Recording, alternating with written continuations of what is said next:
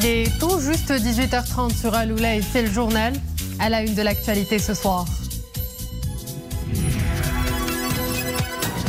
Nouveau coup de filet, interpellation de 5 individus partisans de Daesh pour leur implication présumée dans la préparation de projets terroristes.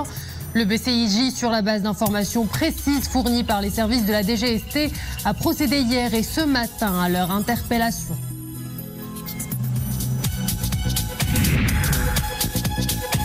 Ce coup de maître à Nador et ses environs avec le démantèlement d'un réseau criminel s'activant dans la traite des êtres humains et l'immigration illégale.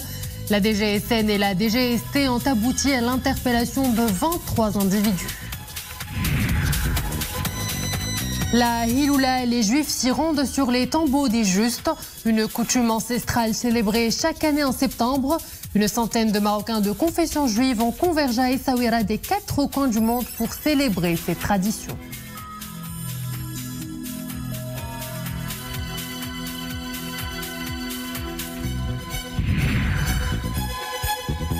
Dernière escale du journal à Silla. En cette période, la ville se mue en musée à ciel ouvert à l'occasion de son mousme culturel international. Des artistes de différentes sensibilités et de nationalités sont sur place et parent les murs de leurs anciennes médinas de magnifiques fresques.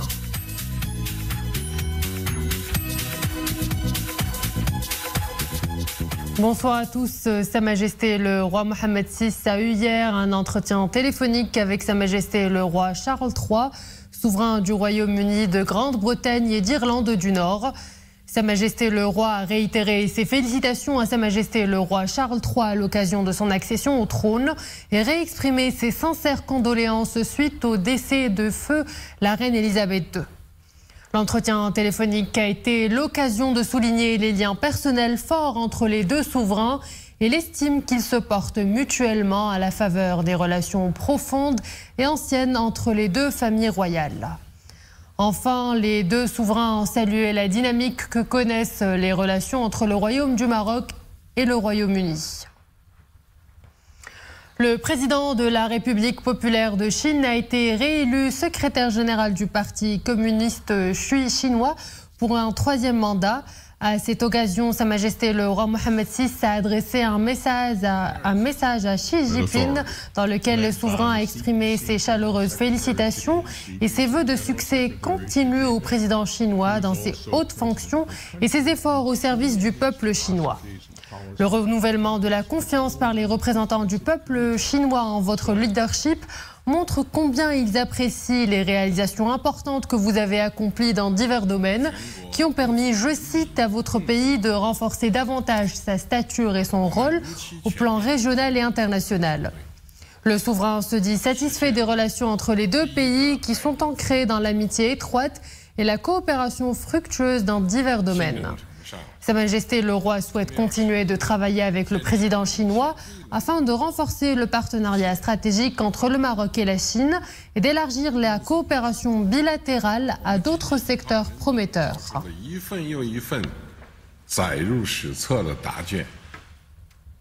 Nouveau coup de filet du bureau central d'investigation judiciaire. 5 individus partisans de l'organisation terroriste Daesh ont été interpellés hier et ce matin même sur la base d'informations précises fournies par les services de la Direction générale de la surveillance du territoire. Les suspects âgés entre 20 et 45 ans ont été arrêtés pour leur implication présumée dans la préparation de projets terroristes individuels ou collectifs visant à porter gravement atteinte à l'ordre public. Développement Iman Ablou.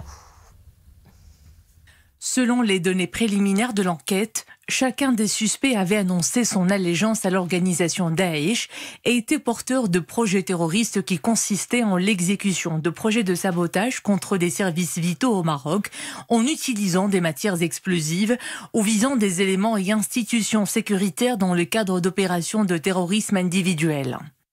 Les recherches et investigations réalisées ont aussi révélé que parmi les mises en cause interpellées, certains s'entraînaient à la fabrication d'engins explosifs. Les perquisitions menées au domicile du suspect arrêté hier soir au Douar Habbata Ben Mansour à Kenitra ont permis la saisie d'un fusil de chasse et de munitions, alors que les perquisitions effectuées dans les domiciles des autres individus interpellés dans les premières heures ce mercredi ont abouti à la saisie d'armes blanches ainsi que de matériel et supports numériques qui seront soumis à l'expertise technique nécessaire.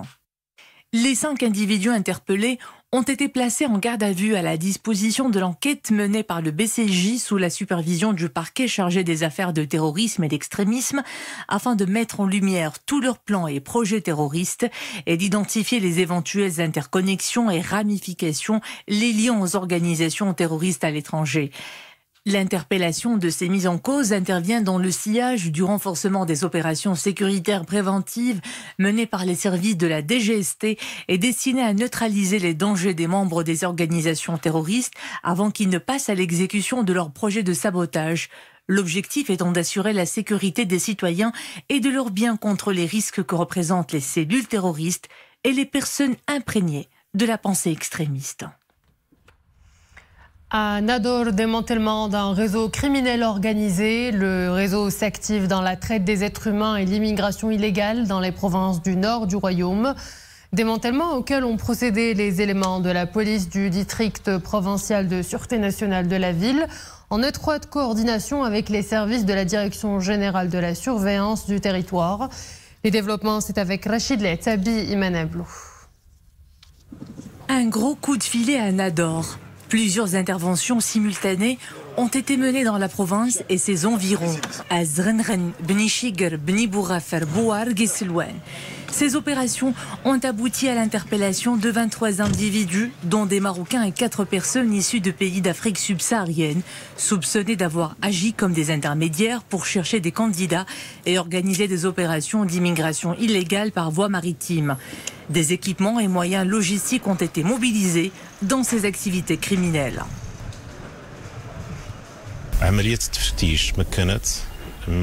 Les perquisitions menées par les éléments de la police judiciaire ont abouti à la saisie d'importants moyens logistiques, 125 moteurs hors bord, 8 canaux pneumatiques, de grandes quantités d'instruments de navigation maritime dont des GPS, des gilets de sauvetage et des instruments de navigation et de mesure de vitesse nautique, ainsi que des bidons d'essence. 66 plaquettes de Chira ont été également saisies, tout comme de jet ski, 2 bateaux de plaisance et 10 voitures, dont certaines portant de fausses plaques d'immatriculation suspectées d'être utilisées pour faciliter ces activités criminelles. La poursuite des recherches et investigations a permis le démantèlement d'un atelier de fabrication des canaux pneumatiques utilisés dans ces opérations de traite des êtres humains et d'immigration des personnes dans la région de Selwan. Et ce n'est pas tout.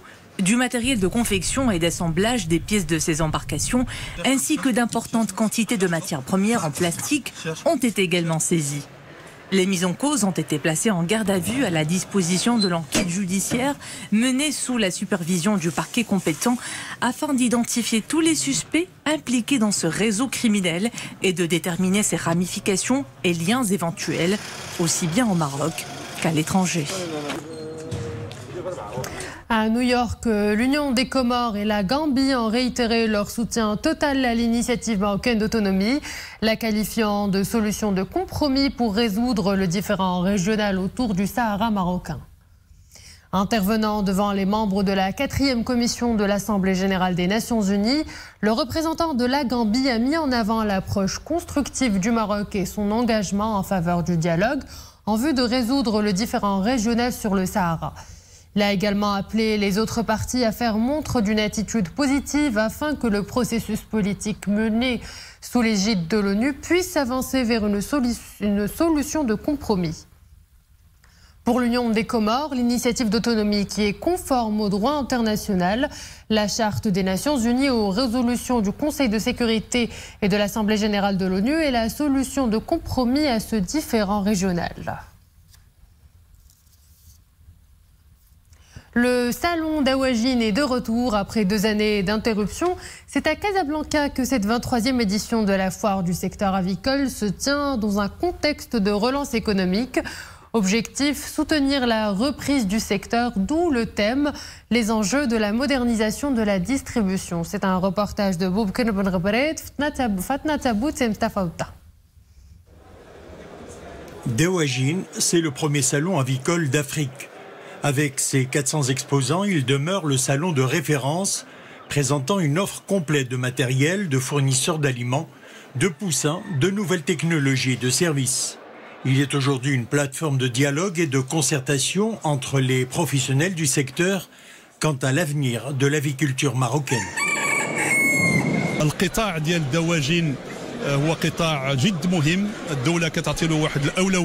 Le secteur est en plein développement. Il bénéficie depuis 2009 d'un contrat-programme signé entre le gouvernement et la Fédération interprofessionnelle du secteur avicole au Maroc.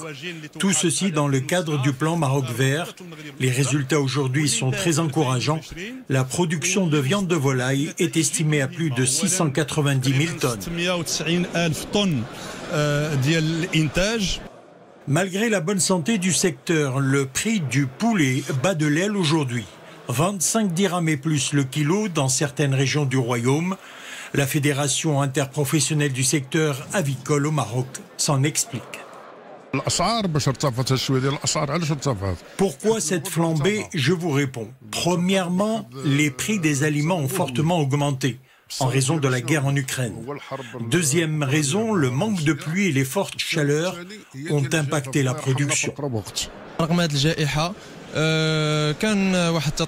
La pandémie a porté un coup dur à la filière qui s'en relève tout doucement. Nous restons à l'écoute des producteurs pour leur apporter tout notre soutien. 14 000 visiteurs sont attendus à cette 23e édition. Le salon enregistre la participation de centaines d'exposants et de plusieurs professionnels du continent. Le Hajeb, la province est réputée pour ses 6000 hectares de culture d'oignons, une filière à haute valeur ajoutée, mais qui pâtit de la problématique de stockage. Pour lever ce frein, les entreprises usent d'ingéniosité. Voyons cela dans ce reportage d'Amslam Khiloui, Brahim El-Ghouti, Zakaria Mouqin Billah et Nisrine Aouzdar.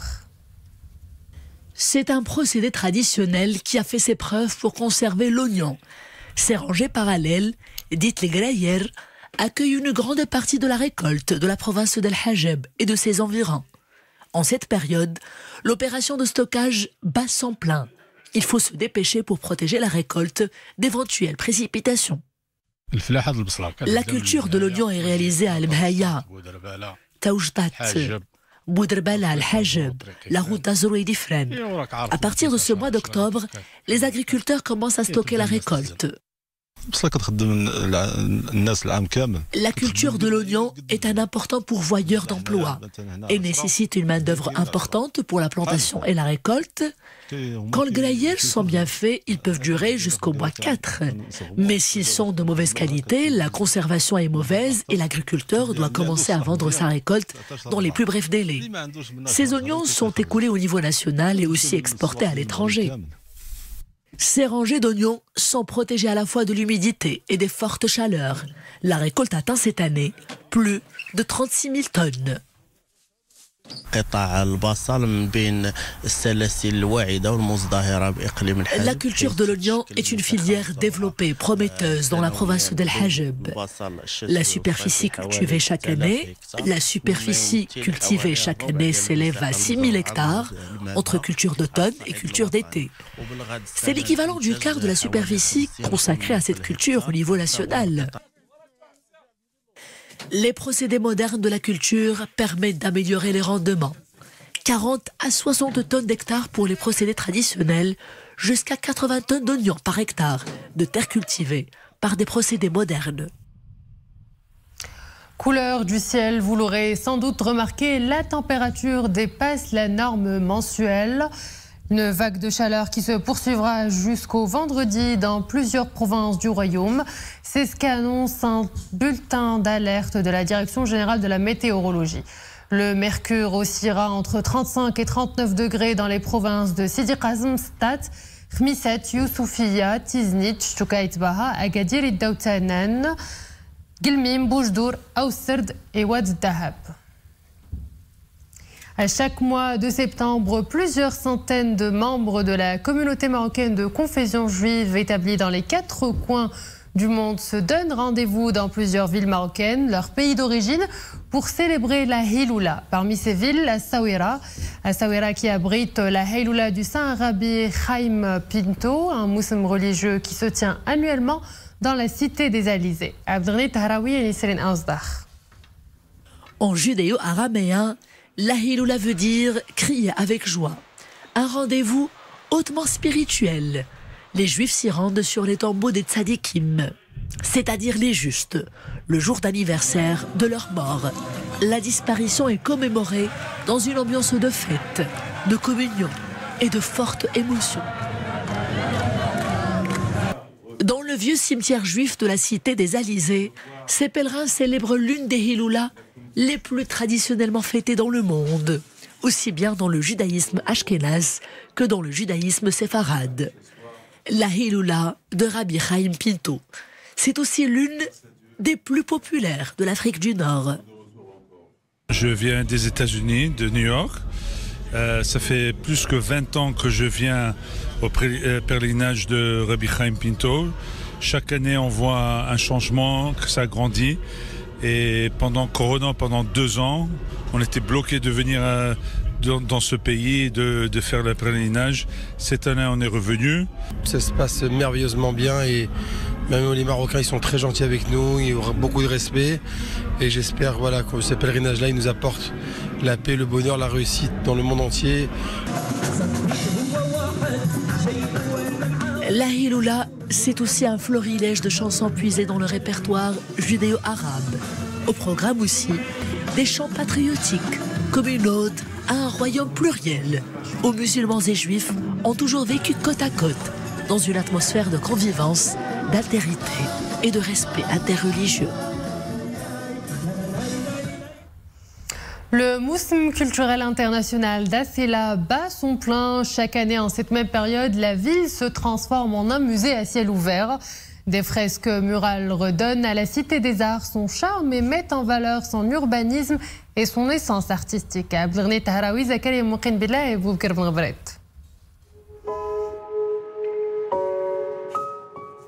Le trait est précis et les lettres projetées dans toute leur expressivité et leur esthétique. Dans une profusion de couleurs à dominance bleue, cette fresque de l'artiste syrien Khalid Sa'i reprend un texte de poésie.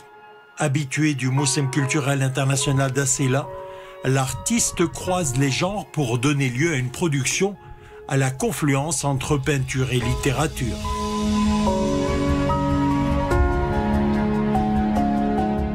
Asséla est une ville ouverte sur toutes les cultures, les nationalités et les références artistiques. Cet espace accueillant des fresques en plein air est ouvert à tout le monde et offre la possibilité d'une plus grande liberté de création. Dans cette fresque, j'essayais d'exprimer une nouvelle dimension visuelle de la langue, alors que le texte peut à la fois être lu. Ces lettres sont dispersées comme des notes de musique.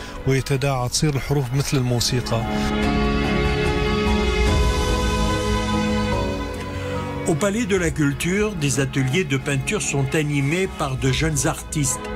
Installés à Asséla, Saoussen Melihi aborde des thèmes en lien avec la femme et l'environnement.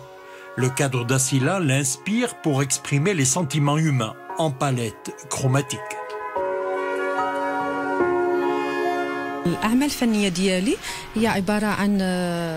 J'opte pour un style abstrait ou contemporain. Je travaille sur le recyclage du papier en utilisant plusieurs techniques comme le collage ou l'ajout d'autres substances comme la laine. Chaque tableau est différent en fonction des techniques utilisées et de sujets abordés. C'est aussi en fonction du support, installation, sculpture ou peinture. Dans ce tableau, j'ai peint un puzzle qui est un jeu basé sur la devinette et le mystère. Le puzzle inspire aussi de la patience. Nous sommes donc obligés de former la représentation complète pour trouver la solution.